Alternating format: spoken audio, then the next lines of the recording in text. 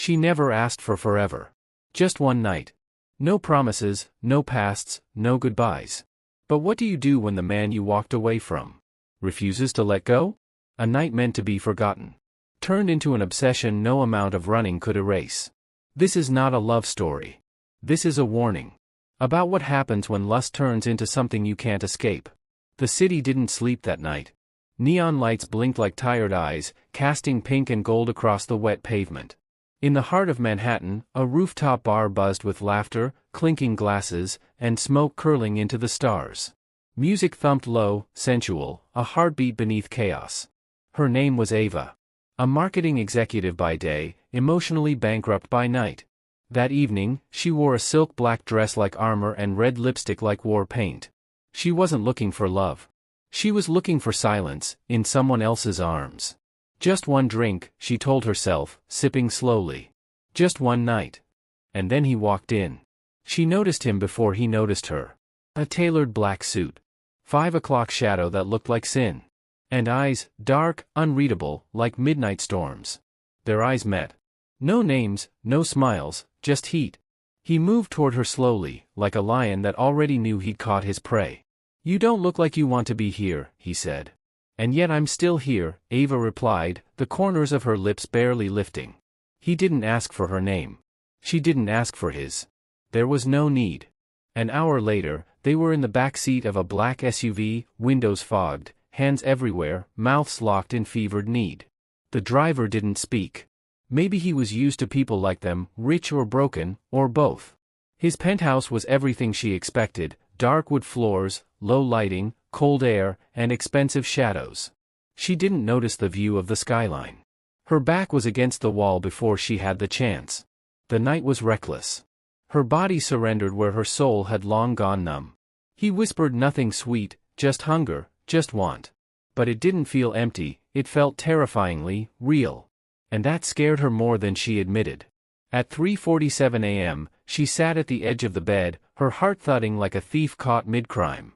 He lay there, watching her, a cigarette between his fingers, shirtless, unreadable. "You leaving?" he asked, voice husky. She nodded. This was never meant to last. His jaw clenched. No number. No goodbye. She kissed his shoulder and left without looking back, stilettos clicking against marble floors, like a clock ticking down to something she didn't yet know. In the elevator, she caught her reflection. Her lipstick was smudged. Her eyes looked different. Not sad. Not empty. Alive. And that scared her more than anything. Because this wasn't supposed to matter. But it did. More than she could admit. She disappeared into the early dawn haze, while he sat in the silence, staring at the spot she left behind. His name was Dominic Wolfe. He wasn't used to being left. He wasn't used to not knowing. And now he wanted more. Not of the night. Of her. And that's when everything started to change. Dominic Wolfe was not a man people forgot. Nor was he someone used to being forgotten. He was the kind of man headlines whispered about, the youngest tech tycoon to build a billion-dollar empire before 35. He owned data, attention, and silence. People chased him. Women threw themselves at him. And yet, none of them had ever left the way she did. No name. No number. Just heat, silence, and that smirk like she already knew how to haunt him. He tried to let it go. He buried himself in meetings, stocks, deals worth millions. But nothing worked. Because she had taken something with her that night. And it wasn't just lust. 3 days later, he was sitting in his high-rise office, untouched coffee on the desk, blinds half open, when he pulled up the building's camera footage from that night. He zoomed in. Elevator lobby. Red lips. Black dress. Eyes like they held stories no one had earned the right to hear. Still no name. He told himself it was curiosity. But it was obsession. He called Leo, his private investigator. Find her. Leo was used to Dominic's requests. But this one made him pause. Any name? No. Company? Card swipe? Anything? Just her face. He sent the elevator footage. Run it through facial recognition. Start with hospitality sectors, then work your way through advertising agencies in Manhattan. Leo sighed. So we're stalking a one-night stand now?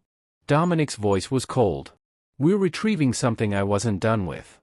2 weeks passed. 2 very long, very sleepless weeks. Dominic worked like a man on fire. He'd never admit it, but part of him hoped burying himself in more billion-dollar decisions would replace her shadow. It didn't.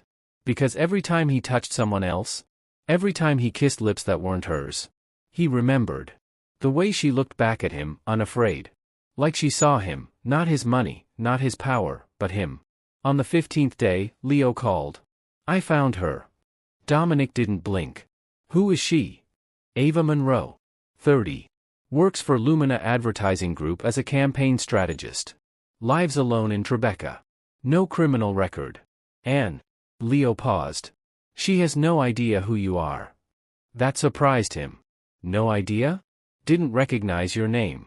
Didn't even Google you after that night. Dominic exhaled, slow, confused, intrigued. Most women looked him up before they met. She walked away from him, not even knowing what she walked away from. Now he had to see her again. That weekend, Lumina Advertising had a major corporate gala, open bar, investors, partners. Dominic pulled a few strings, made a few donations, and was suddenly listed as a late sponsor. He walked in, tailored in charcoal, eyes scanning the room like a wolf hunting the scent he'd memorized in his sleep. And then? He saw her. Ava stood near the balcony, laughing with a glass of champagne in hand, unaware that the man she thought she escaped from had just found her.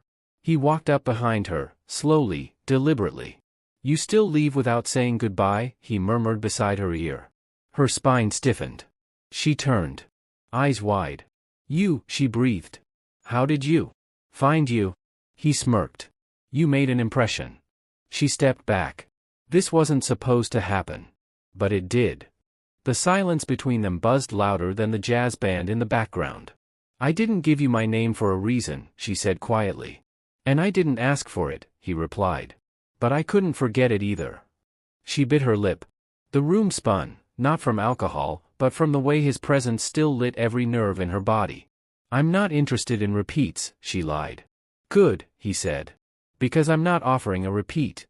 He leaned closer. I'm offering a continuation. Before she could speak, his phone vibrated. He checked it, jaw tightening. Duty calls, he said. But I'll see you again, Ava. And just like that, he vanished, the same way she had disappeared that night.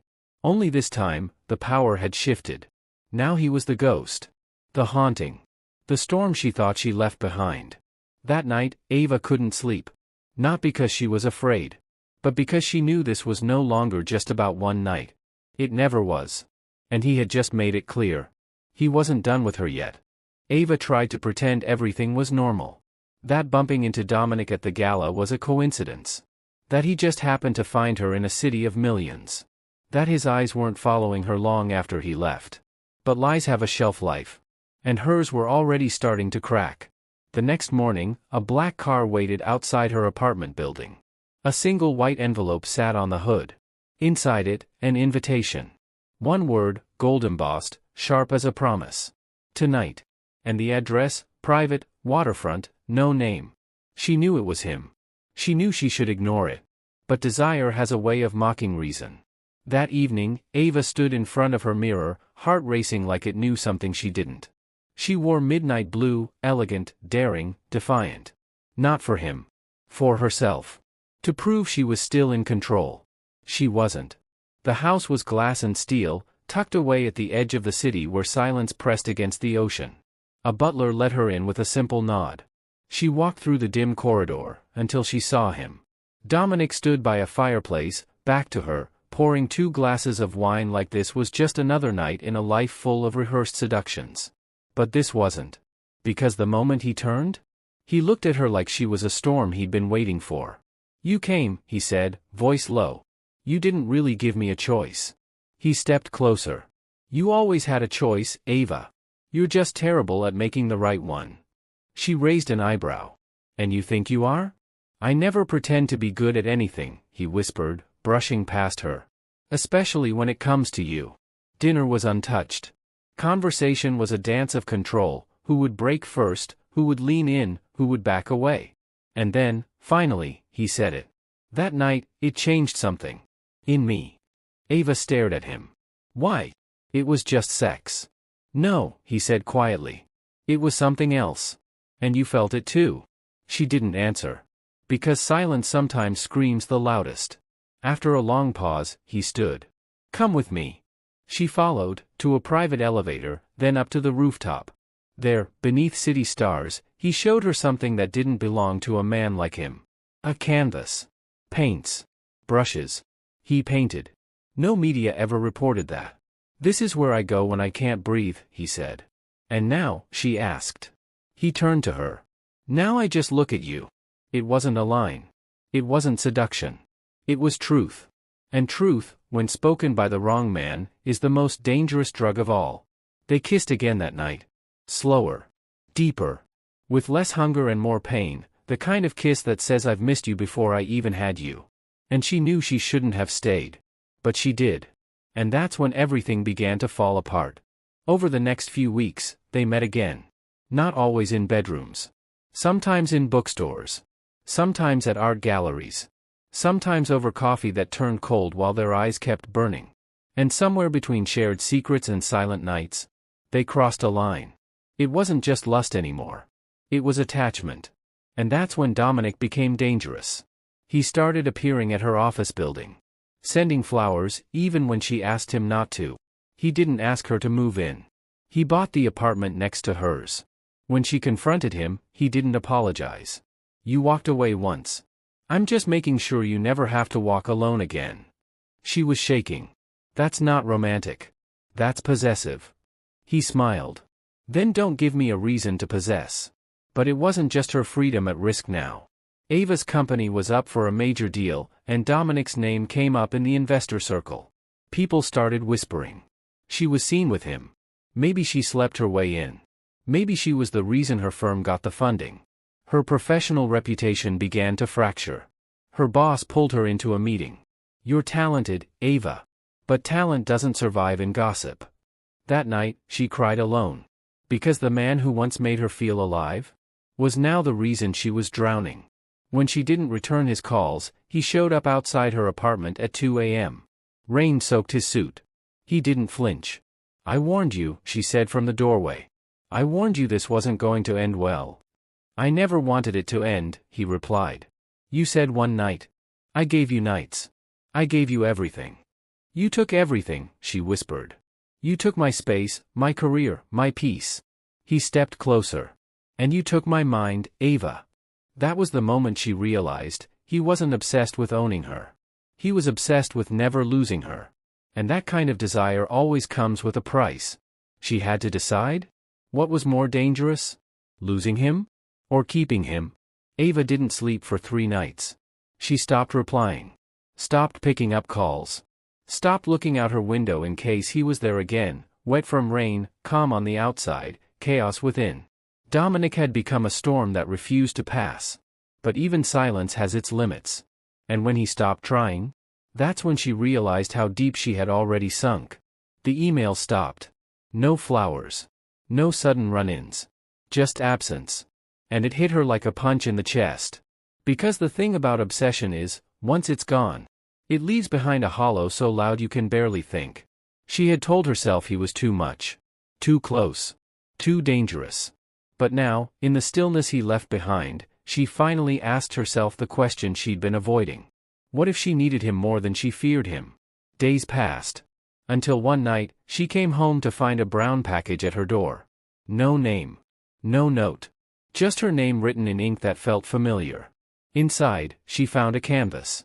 Painted in strokes of midnight blue and ash gray, the exact colors she wore the night they met. Her eyes were there. Her mouth. Her sadness. At the bottom, one sentence, handwritten. You left, but I never stopped painting you. She stood there for a long time, clutching the frame like it could hold her together. She didn't know if it was wrong. She didn't know if it was right. But she knew one thing, she wasn't running anymore. She went to him. This time, not to stop him, but to face what they had both created. His penthouse was quieter than she remembered. No music. No candles. Just him, sitting in the dark, staring at the same skyline they once ignored. He didn't look up when she entered. I thought I pushed you too far, he said. You did. Silence. She took a breath. But I think I pushed myself further, trying to pretend you never meant anything. He looked at her then, really looked. For the first time, his eyes weren't intense or possessive. They were tired. And human. I never wanted to trap you, he said. I just didn't know how to let you go. She stepped closer. Maybe you don't have to. He blinked. What? Ava smiled, a real smile, the kind she hadn't felt in months. I'm not here because I need you to chase me. I'm here because I finally stopped running. Dominic stood slowly. You still scare me, she whispered. He moved toward her. And you still undo me, he replied. They didn't kiss.